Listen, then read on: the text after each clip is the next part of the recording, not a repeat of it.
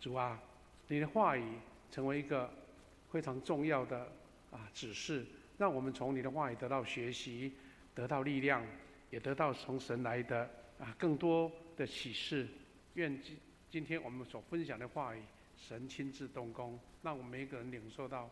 你美好的启示。我们这样感谢祷告，奉耶稣的名祈求，阿们。弟兄姐妹，我们今天延续上个礼拜，我们用感恩节的这个主题来分享我们今天的主题叫做感恩心魔神国大事。我们从刚刚读的圣经诗篇116篇，以及我们等一下一起分享以弗所书我们要一起来领受这个迎接50禧年，我们教会怎么样透过这个感恩节，看见神在我们教会当中所推动的一切感恩的节庆，以及迎接50禧年的事工。神的话语给我们什么样的启示？从刚刚读的诗篇，我们就看到第一节经文就提到说，上帝赐下一切的厚恩。我们说谢谢你的恩情，或是谢谢你对我的这个恩待。它厚恩的意思是比恩典更大、更重、更深、更广，而且更长久。那个叫上帝赐下一切厚恩那这个厚恩，圣经怎么说呢？如果我们说厚恩我们教会有一个年轻人叫浩恩，浩恩比较好讲，浩恩就是真的很大，大到无法统计浩瀚都包含在内对，汉恩也都是。那这个就是超我们，比如说小恩小惠，大家都会有，比如说大家帮忙挪个椅子让个位置这个也是恩典对不对但是汉恩的意思是大到我们无法统计的，那就是神的恩典。那这个厚恩，诗人怎么告诉我们呢？诗篇116篇12到14节说，一个感恩的表示，我要向上主举杯，感谢他的救恩。举杯的意思，我们知道台湾人也喜欢敬酒嘛，对不对？敬就表示我对你很尊重，那一起举杯表示一起欢庆感谢你，或是我对你的尊重台湾以前比较容易拼酒了拼酒，但是现在大家已经慢慢被动也好，主动也好，都慢慢改这个习惯因为台湾的酒驾真的太严重了很多人都以为越喝就越有力气，其实越喝头脑越昏那自己都不知道。那总之就是用举杯来表达不一定是酒举起救恩的杯，表示对神的感恩。这个恩是救恩的感恩的，不是普通的恩呢，是救恩呢。那我们就也可以看见说，这个生命的得拯救的恩是何等的大，这是一个感恩的表示。然后他还表示说，要在行动中来感恩用什么行动？他说，我要在他子民的聚会中向他还我所许的愿。在他子民的聚会，就表示一个群众里面同样是神的子民的，所以它是一种公开的表达，对不对？还我许的愿。当然这个许的愿有不同的类型但是还我许的愿，我的理解或是我的解读是要见证。所以很多人得到恩典比如说我们这个月会安排有弟兄姐妹参加我们的那个中保代祷见证神怎么样恩待他。那这个就许愿，就是见证分享，或者说表达神多么的爱我，恩典在我身上，许多神迹奇事在我身上。所以要在公众的面前，要在大家面前将自己的愿，无论是用行动，无论是说话，或是奉献礼物都算那其实我们教会今天举行感恩节是行之有年但是我不能说我们150年来都这样子。其实这个感恩节的这个节庆其实应该是战后台湾战后才开始的因为以前我们是从苏格兰的宣教士来或是加拿大来的宣教士，当时他们在牧养教会啊，他们没有美国人的传统啊，所以大概我们的前辈哈，在台湾战前，就是二次大战前哈，其实是比较没有感恩节这个节庆的，是因为战后我们跟美国的教会互动最频繁，因为也知道战后美国超强大国嘛，所以他们的宣教师都陆续再来啊，所以那个时候我们在美国教会的影响，我们就感恩节的传统就从这个来的。好，那我们看到说，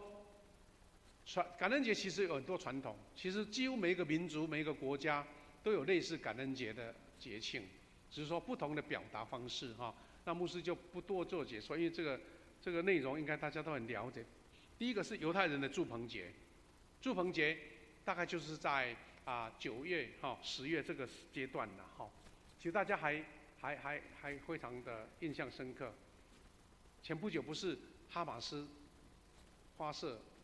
飞弹去攻击以色列吗？就引发现在战争还没结束啊。他们就是在他们的住棚节的节庆在趁以色列人松懈下来，在庆祝你看，不是还有人在南边的沙漠那边举办什么音乐节吗？一些年轻人、外国人都来啦，没想到他就发射飞弹攻击，而且还地面的突击队跑进去这一个庆典里面抓人了。所以到现在，为什么战争还没有结束，还是不能马上结束？因为一大堆那个人质被抓到，这个哈马斯他们统治的这个约旦的不是这个在加沙走廊那边那总之他们的仇恨怎么解决不是简单的事，只是说他们就是在住棚节，也算是他们的春节，因为他们有连续大概1个礼拜的假期那现在台湾因为很多教会常常去以色列参访互动，慢慢也有些教会他们会把住棚节的日期定下来，让大家知道，甚至犹太历几千年都把它记录下来。总之，他们是要纪念他们在出埃及的时候，在旷野的时候，他们没有固定的房子可以住，所以又搭那个帐篷一些棚架住几段时间就要移动了所以用这个方式来纪念祖先，特别是在那个旷野没有很多物资的时候，神是给他们鹌鹑是给他们这一些吃的东西这些都是神给他们恩典所以他们就目前都还在庆祝，包括在国外在国外不是在以色列，他们也在他们自己的住家旁边搭一个简单的住棚像这个住棚节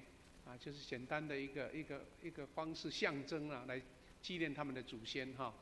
好，那这个就是感恩节。我们目前教会所传承的就是从美国来的感恩节，我们也都知道这个故事。5月8号这有一个画家把它画出第一个感恩节那个模拟的图了他们在那个旷野那个海边，然后在1621年，就是他们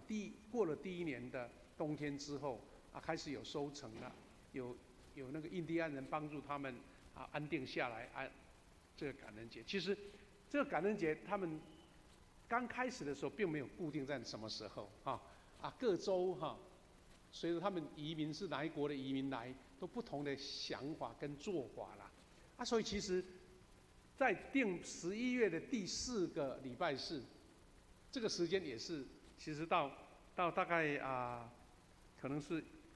战争2次大战那个时代才定下来的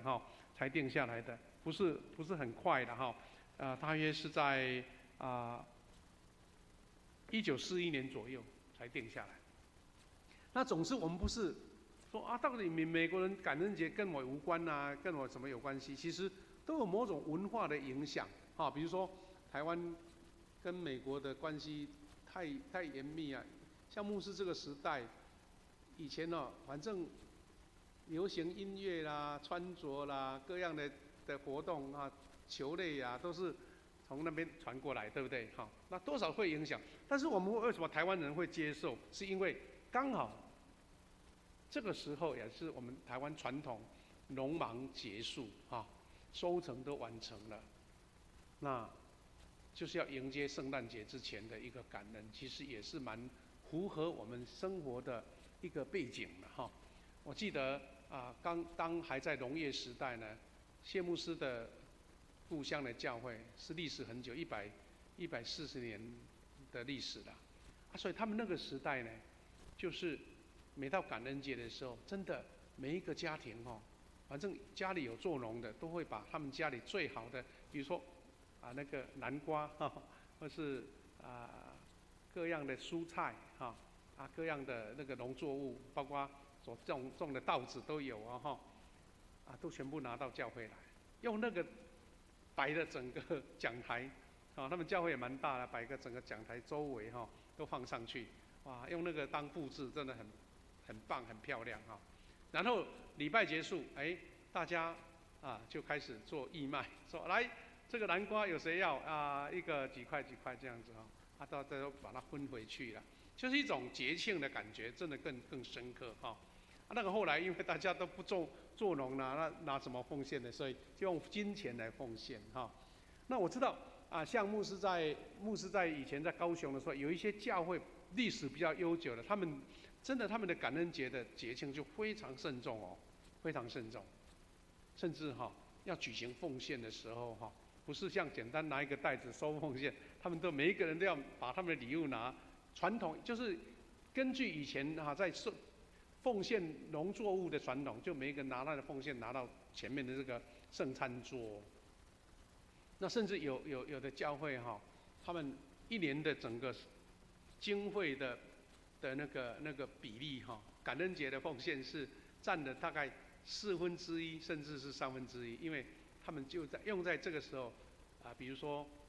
像牧师的故乡是抓鱼的、捕鱼的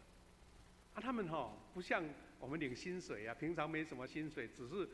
抓鱼有剩下鱼就带回来吃他可能是1个月、2个月结算一次可能会在年底才做一个结算所以等于是以那个当成他们这一年的收入了所以也算是一个恩典所以他们觉得可以在感恩节的时候将他们的1年来的收成，当然有的时候是天气不好啦，收成不够啦，但是他们就是会按照自己得到的恩典然后来奉献。总之我们目前教会的感恩节就是以美国的这个传承为主，但是如果跟台湾人比较有关的可能是冬至我们冬至好像到冬天了快到了，我们要吃汤圆这样子大概也是这个时候秋收的时候。那有人觉得说最能代表台湾的感恩节应该是原住民的这个丰年祭因为他们真的也是一年的收成啦，小米丰收啦，还有做成酒啦还有各样的那个收成植物的种植的收成。那但是因为原住民他们的那个丰年祭都不一定一样像阿美族的我们台湾族的都不同时间嘛也许它的影响力还没有扩散出来，不过他们的意义是更有感恩节的那个意义在那不管如何，我们却可以看见说这样的节庆都是有一个传承，就是对上帝感恩。因为以前在农作的时代，今年天气好不好，今年的气候好不好，节气好不好，都会影响到他们的收成，而且他们没有其他的收入所以对感恩的感觉是很深刻，对不对？其实我们如果刚刚经过这2、3年的这个疫情嘛我们就体会很深刻。比如说有人是领薪水的，疫情管他去疫情，反正我月底或月初就领到钱了能不能上班不管他。但是你如果是做生意的你是做业务的，不得了啦，那有做才有收成有开店才有收成特别做饮食的，我也知道很多弟兄姐妹做饮食的，真的是能够熬过来，真的是不简单的事。所以每个人的感受都不一样了好这个丰年祭就台湾因为有原住民的传统很多人也就会喜欢去参加，比如说有原住民的朋友就去参加。谢牧师常在跟我讲说，他年轻的时候很多原住民的同学，哇，老是被邀去花莲什么马太安什么哪里哇，住在那边看到他们的丰年祭，感到非常棒弟兄姐妹，这些传承，今天我们在这边举行感恩节，其实应该更内缩到我们自己的教会，还有你个人，你怎么样去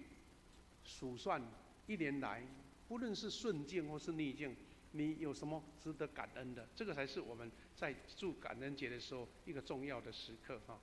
我们富强人，特别是教会，有一个感恩的理由，大概有这4个方向。第一个是，我们教会在开始创立的时候，47年来，刚开始神就特别安排了他美好的恩典，就是一个美好的基础。我们知道社教以前是有几个人出去传福音设立一个据点，什么都没有。如果有母会来支援，那就很好了。但是我们如果知道47年的前年的历史，我们是透过王忠信牧师他们的一个家族无私的奉献，把这块东区当时最棒的一块土地奉献出来，还奉献经费来盖礼拜堂。所以呢，前几天呢，我们的硕龙长老他开始在收集我们这个40几年来的历史，他就开始去找那个最原始的周报啦，我们的程序单，他传了一张很有意义的一个我们第一代教堂建堂的一个我们不是个定基礼拜，开工礼拜一个资料很有意思啊。我们看这一张，就是当时的一个简单的程序单。不过这个程序单的是这个程序单的亮点是在后面有一个歌词啦。那歌词叫什么呢？就是叫做建堂歌，建堂诗歌，而且用台语的用台语的，我觉得很有意思。讲出来就知道说，我们当时教堂是怎么盖的我把它弄成文字。他说：富强地区发展紧，开设盛会就赶紧，中会积极来推进，有的东门来接应。这样听得懂听不懂的看中文它是富强地区，所以你知道我们富强教会不是当初的人说用富强这2个字很棒，是因为这个地区就叫富强地区啦。特别是富强路以前东门路3段不是3段，是富强路。好开设盛会就赶紧，就赶快来开设，因为在发展了。再来是中会很积极我们的母会东门教会也来接应，这是第1节。第2节说，听主兄弟献土地，他就在讲王忠信牧师他的爸爸他们的家族的奉献。中会大家斗纳税，这个也是一个典故，因为当时私人的土地要奉献给教会，要扣一些增值税或是土地赠与税，那些税务税金你叫奉献人再缴也不好意思我们就说中会大家一起帮忙，把这一笔那个税金把它缴完了。他说圣殿哪经起好势，就通阳光白上帝意思就是说我们教堂在40几年前开始盖那就可以荣耀上帝。第3节，当信兄弟同心思要将金银献给主，去做圣殿大好事，愿主祝福得顺事，这样子。那听起来还有押韵台语的。但是我们真的要感谢神呢，就是因为有这样前人设立的一个美好的基础特别是我们在第2次献堂的时候，那更感动。第1次有一个稳固的基础，有一个很好的开始，但是造就了我们在第2次建堂的时候，已经快40年了，30几年开始建堂，很多人就学了这个美好的传承。好，那我们再回到前面的第2个是历代信徒的委身服事，从刚开始。人数不多，但是一群人愿意委身来服事，而且当时的同工呢，大家很同心虽然人数少，那时候我印象很深，就是那个时候我们的圣歌队就已经很棒了。第2个，当时有一群年轻的长子他们就有一个理想，说我们有人在做事业的，我们有人在比较可以收入比较好的，我们要学习照顾教会中弱势者。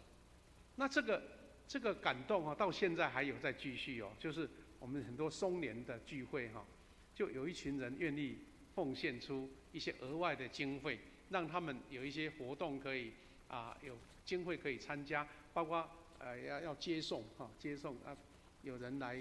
载这些老年人来参加聚会，这个传承就是从当时教会开始出社的时候就有了。我记得当初的发起人之一就是我们高林清长老的爸爸，那个时候他就叫叶长老了他的爸爸当时是年轻的企业家，所以这个传承也是那一代的人，他们在虽然资源少，但是大家愿意分享。第三个就是我们47年来教会互相人的同心合一，大家虽然有理念不一样、意见不一样，或是看法不一样，但是从来不会变成这个冲突啦，或是分裂啦，或是大家彼此这个不相往来，没有，大家都非常的同心合一。第四个，我们要感谢神是丰盛无缺的供应，是因为包括我们第2次建堂的时候，我们互相教会不用对外募捐，是大家都有钱出钱，没有钱的就是出物品或是义卖，或是二手市集我们有一群同工，他们特别去美容我们婷珍姐他们的老家去把那个最好的，我们知道美容最好的是那个白萝卜，哇，那个很脆回来还自己做做成萝卜的那个有萝卜泡菜那一样子哇，一罐一罐在义卖，那个是很花费功夫的。总之就是我们体验到神无缺的供应，那这些都是我们到今年我们还一直要感恩的理由。弟兄姐妹，感恩有理由，但是你要行动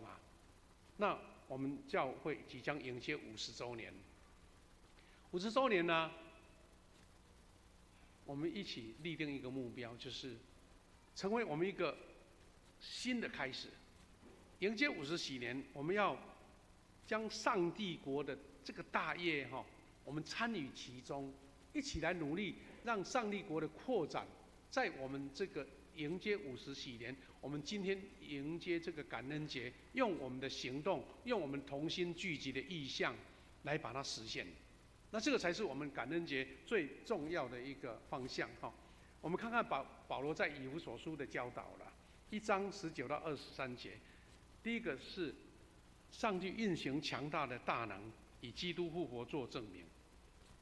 他先证明说，为什么上帝有这个能力？他就是用耶稣从死里复活，胜过全人都无法去克服的死亡，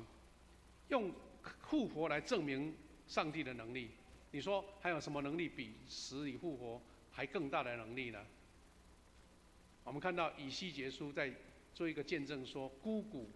复生，对不对？这些都是一种复活的能力，上帝拥有这样的能力。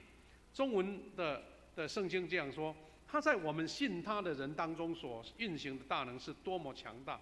他说，在我们信他的人，换句话说，有人不信嘛，但是信他的人是要去确认他的大能是强大的，强大到什么地步？就是用基督从死里复活来做证明。而且这个复活不是一个现象而已，是因为主耶稣坐在天父的右边，掌这个权柄。所以主耶稣复活不是一个事件，而是主耶稣复活证明他是这个宇宙这个万物的权柄都在他的脚下。这个是保罗所给我们最美好的一个宣告。第二个，我们再看一下，他说主基督掌权超越一切权柄。或者说很多权力，这个社会都是权力的一个分配嘛。我们要选总统，我们要选立法委员，就是一个权力的争取嘛。所以谁都想要当总统，哪一个党派？因为当总统就可以实现他的理念，对不对？他可以看到自己的愿望能够实施出来，那个是一个权柄，而且包括他的官员的任命，哇，这个权力太大了那他说主基督掌权超越一切的权柄。我们看见目前整个民主国家的权柄，甚至大到像中国的那个独裁的权柄，苏联、苏俄的权柄，北韩的权柄，他们都大到我们很惊讶的地步。但是圣经说，这些权柄都不能跟主基督来比。但我们可以说，这个权柄不只是现实世俗上的一个权柄，是整个属灵的权柄都在内。他说，和现世跟来世一切的名号，万物屈服在他的脚下。最近我们的幸福小组刚办完成，哇，很多很热闹的聚会。通常在做见证或在讲信息的会讲一个点，因为一些还不是信主的弟兄姐妹说，我也在信神啊，我拜什么神明一大堆啊，凭什么你们要我去信耶稣呢？那我们通常我们在做见证，用一个比较轻松的话说，要信就信最大的甚至台语讲得更直接说，你们信的信上大尾。我们很多这个影片的见证都在写这一点那上大尾不是说好像黑道黑道谁最大，他是在讲说，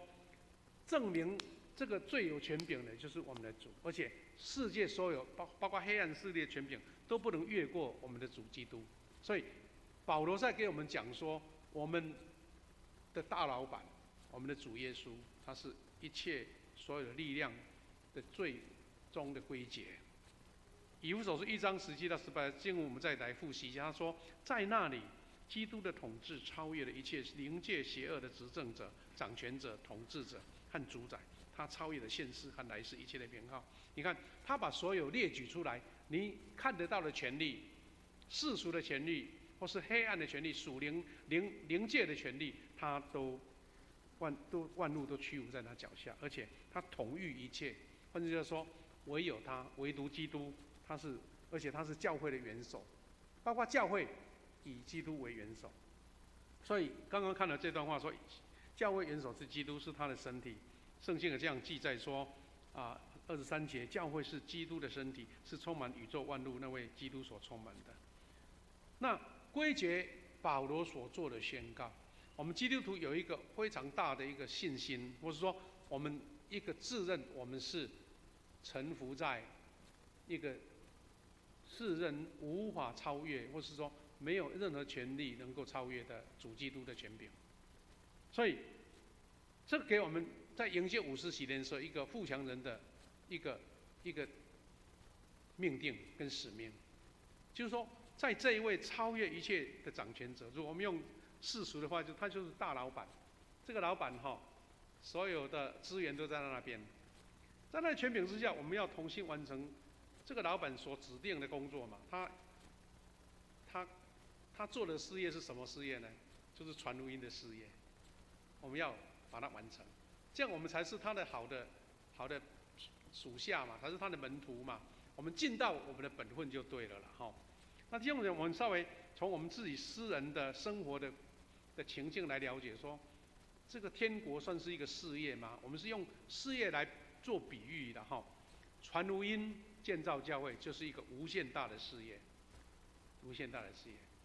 那这个跟对比什么？私人的企业，公司大小啦，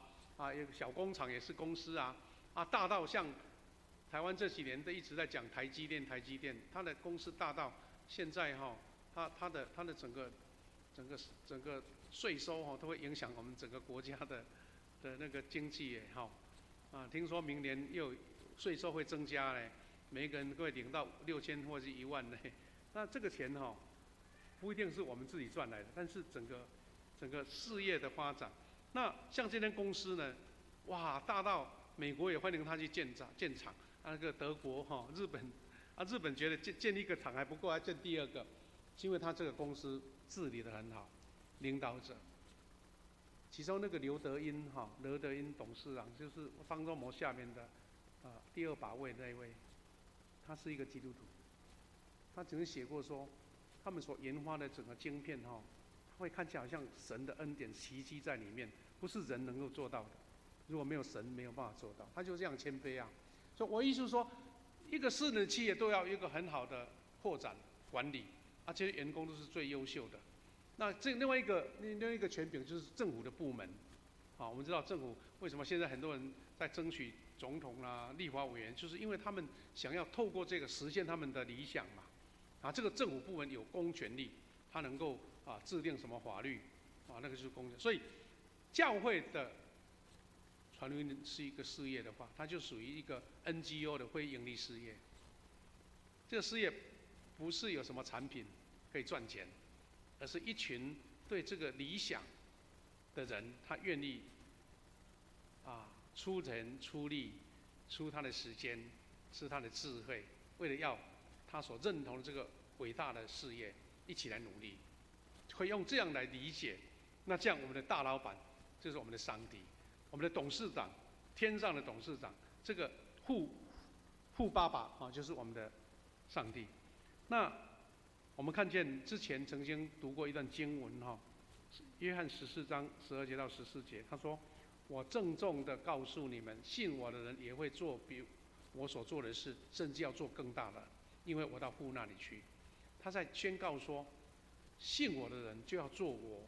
做的事，而且因为他到父那边掌了权柄，刚刚不是说坐在他右边吗？所以你们做的事会比我当时做的示范的事做得更大、更广、更远、更久。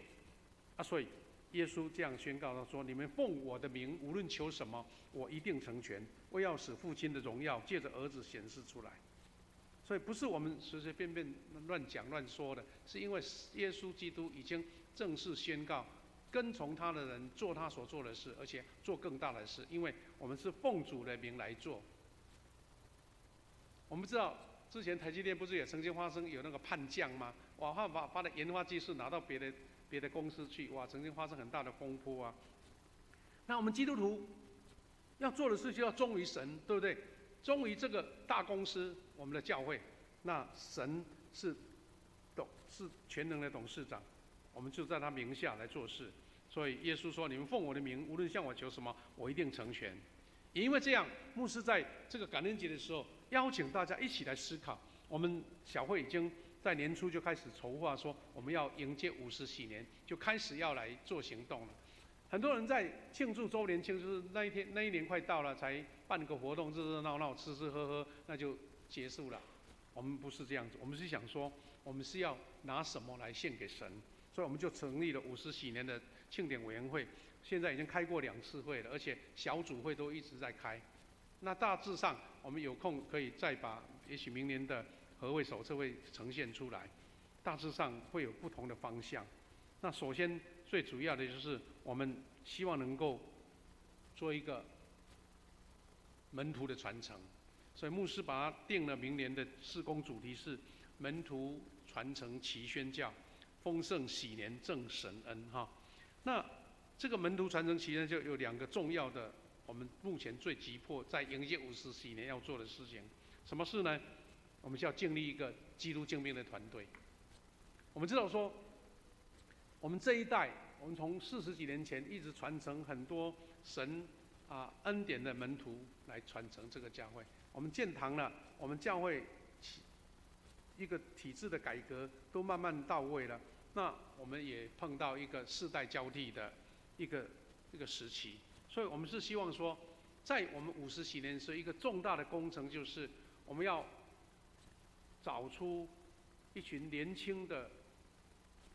继承者，他们的传承，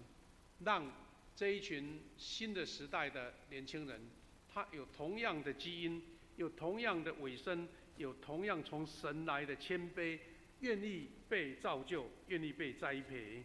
愿意被差派，然后我们才能肯定说，我们50禧年是一个有盼望的禧年，我们是一个有将来更大期待的禧年。我们的传道部门有一个期待，我们在疫情我们曾经教会聚会人数有下降，这很多教会都这样，大概全台湾差不多少了大概1/4，25%，很大。我们是期待说，至少我们在50禧年的时候，我们能够恢复到在疫情前的水准，500个基督徒在同一个教会敬拜神。那这个工程很大，靠牧师、靠长子是绝对不够，一定是每一个小组、每一个同工加倍努力传福音啦。所以我们是期待说，新世代的门徒比我们的原来世代更加优秀。可能有跟长老教会比较历史悠久渊源的人哈，会听到说上个礼拜不是我们长老教会的青年叫萧美琴吗？大家知道这个人吗？他被选为副总统候选人，但是这个政治上我们不讲他，是因为这位年轻人是我们长老教会出身的是东门教会的青年，他直到读高中已经考上省男女了，才出国读书，跟他爸妈退休了，回到美国读书，所以就开始他一连串的为国家努力的过程了哈。但是我觉得很感动的是，他的爸爸就是以前牧师在读神学院的时候的院长，叫萧清芬牧师他就写了一篇文章在推荐他的女儿推荐他的女儿那一篇应该是他在花莲选立委没选上那一次他写的，因为他爸爸在1年多前过世了那我觉得感动的是说，这位萧牧师他是当院长，也算是在社会上被大家所肯定的一位长辈但是他说他到美国以后，他的女儿越来越有活力所以原先是说萧美琴是萧牧师的女儿，到后来变成说那个萧牧师你是萧美琴立委的爸爸就是变成变化了他写一段话，有一段我觉得很感动，他说有人说哇，你女儿的那个成就比你大你会不会觉得好像有一点酸酸的？他说没有下一代比上一代强，那是最合理的事情，这样才肯定说我们的努力没有白费嘛那我也用萧牧师他讲的这一段话，我期待富强教会50几年的新世代是强过前面的世代，但是不是空口说的，是要有一群愿意委身、愿意被栽培，而且愿意参与各样服事，特别是在自己的各样的恩赐被发掘出来的一群年轻人。那这个是一个大工程。第二个，我们努力的方向就是神国的大事业，我们作为上帝的子民、上帝的公司的子民，我们要怎么努力让这个大事业更加的扩展呢？我们就是积极推广各面向的福音跟宣教事工我真的很感动，觉得真的很感恩我们今年的幸福小组已经都各组都完成了，一共有7个组。7个幸福小组大概平均有的是用6周，有的用4周，平均起来大概是5周嘛那7组就是35周。我把它认定成说，他们一共举办了35场微型的布道会。那再加上最近这2个礼拜，我们举办感恩节的餐会啦、茶会啦，大概也10几场吧，对，50场，1年50场的布道会，比我们请一个名牧师、名讲员来讲一场大场的，我们不知道接触过至少100个以上的慕道友，不简单呢。有100个人曾经进来我们教会，那不是简单的事情。那其中有3个里面的项目让我很感动。第一个是生命故事的见证，感动的是说，每一个见证是真真实实的，是活的一个见证，是他亲身经历的。他们用生命来影响生命。我发现说这些故事哇，真的重要，很重要。不只是在这个小组里面讲，希望说我们在50周年的时候会成立一个影音小组，来把这一些美好的见证把它拍下来，而且我们会写这个文章来出版见证集，因为这个是就像刚刚我们读经文讲的说，我们要在他子民当中还所许的愿，做见证。一次小组聚会就1个见证，你看35个见证，大概都没什么重复吧，而且都是自己人在做见证。我说，我们富强教会有什么软实力？我觉得这个就是软实力啦，不是看教堂外观多大多少。第二个是每一个无论是副长或是邀请讲员来讲的福音讲述也是非常棒，感觉上非常的生活化比牧师讲到还有吸引力，因为他们是真正用生命在见证的。还有一个是在这个小组聚会当中，一个分享那个恩典卡，神透过一张小小的卡片，在对这位慕道友说话，而且很多人看到那张就哭了，你知道吗？我们又不是故意设计的，又知道他的背景，哪一张适合他的卡，是因为神透过那张卡对他说话，加上一群小组的同工为他祷告，很多人因为这样子来决志要信主哈。而且我们个人跟小组牧区呢，最近陆陆续续都有人推动自发性的，不是牧师派他去，不是说教会有这种活动，是他们自己愿意说我要来做传福音的工作，那就更不简单。因为在自我的生活领域、自己的专业上面开创各类型的福音事工。我们很快速来看一下我们的幸福小组怎么样操作哈。这个是借力幸福小组哈再来是这个是幸福厨房我们的密侦小组哈。在他们的家里面，这张是宝贝幸福小组，在幸福小组推进当中，就有人已经先决志卡了哈，先决志卡要来受洗了。再来是启动幸福小组，我们新楼医院所推动的幸福小组，也有人要受洗哈。祈愿幸福小组，我们的年轻的哇不简单，他们年轻的人组了一个幸福小组，而且是最晚结束的哈，上个礼拜才结束。他们做了很好美好的传福音的工作，因为这些年轻人大家都很忙哈，但他们愿意委身在这个事上面。我们还有一个叫果真小组，刚刚是社青我们的基甸牧区这个是一个很多带小孩来的一个幸福小组是我们的果真幸福这是在地下室他们人到最多的时候是40-50个人而且还特别有老师来带领这群小朋友一起来做小小的幸福小组，感谢主。那还有一组就是只愿幸福小组，也有人在每几个礼拜就决志要受洗了。那我们还有举办福音茶会大概10几场有吧每一个人都很热情的参与这些福音茶会跟我们的餐会感谢主。大概所有的活动大概到这个礼拜做一个 ending， 我们最后就神动工来让它成为丰收的果实，就像感恩节一样丰收一样那我们最近有一个新的活动，感觉有一个期待，我们就是推展了社区的关怀事工跟慈善事工。我们这已经推动2-3年了，慢慢有点经验。我们每一年跟希望爱基金会合作，我们邀请了我们社区附近100个低收户，我们能够赠送礼物给他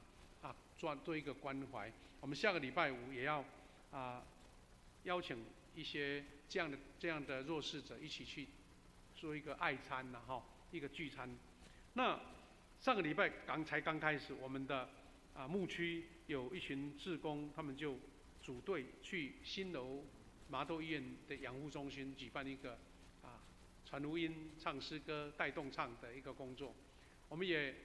由关怀组我们的新厂长他们去跟自强里的里长合作，说我们能不能在社区里面大家有推动一些公益的事工。这是我们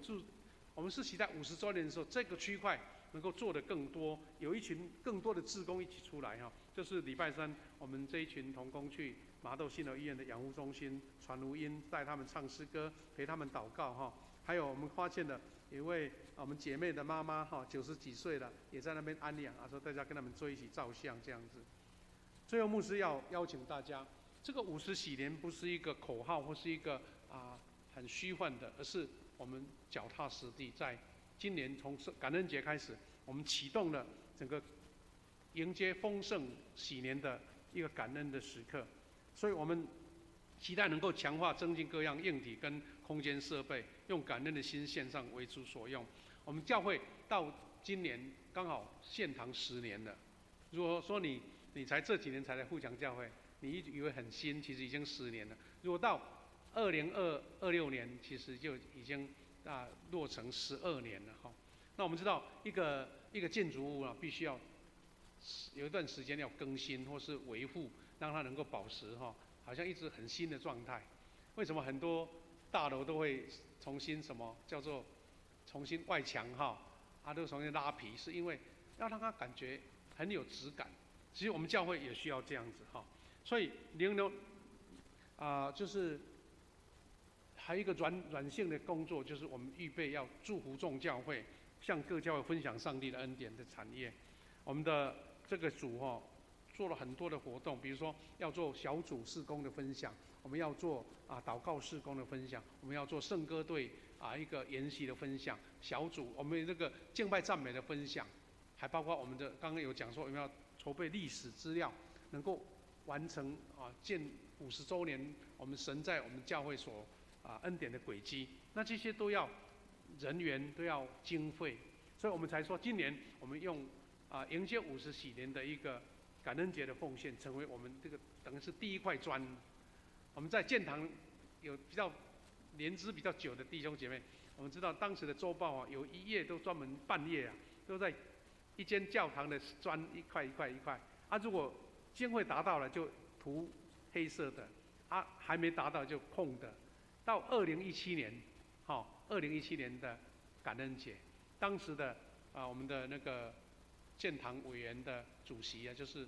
赵庆长老，他就拿了一块象征最后一块砖的砖头，绑个蝴蝶结在台上奉献给神。那等于我们的建堂就在那个时候完全圆满结束了。到现在又已经5、6年了，你看，那在迎接50禧年的时候就7、8年的时间，我们期待有一个新的成长突破。愿神赐给我们每一个人，因为富强不是教会名称，而是每一个弟兄姐妹，你都从神领受丰富的恩典，我们的教会才能够因为这样更加的强盛所以谋图神国的大事不是一个口号，而是邀请全教会全体富强人同心合一来奉献，来委身来参与。那我们的筹备小组会公布一些细节，有些是被邀请来参与这个筹备的工作，有些是有恩赐的，有各方面的，比如说有文字恩赐、有照相恩赐的，这些都会慢慢来邀集大家。期待我们明年就是正式起跑了。求神让我们在这2年当中，因为我们经历到神恩典更多，我们的感恩就更大。牧师这个时候要做一个结束的祷告然后准备邀请弟兄姐妹有病痛需要得医治的，就预备心，等一下唱诗歌的时候到前面来。那楼上的不要客气还有包括一项，你不是你本身，但是你的亲人你所爱的人，他有身体病痛不能来教会了，你也可以到前面来，借由代祷同工一起同心祷告，愿神动工赐下医治我们现在做祷告请我们的敬拜团还有代祷团预备。现在父神感谢你，我们迎接50禧年是一个很大的一个目标，因为神恩典在我们身上。主我们正式启动是因为要唤起邀集弟兄姐妹，无论大小，都有份参与这个50禧年教会圣工的建立。我们是要图谋神国的大业，而不是私人的利益。愿福音更广传，教会更兴盛、更成长。主我们将从今天的感恩节开始，借由大家的热心的奉献参与，我们放下第一块砖，为了要使神国有一个美好的开始。愿神的恩典跟我们同在。感谢祷告，奉靠主耶稣基督的圣名，阿们。我们请同工邀大家一起来唱这首诗歌。在唱诗歌的时候，弟兄姐妹。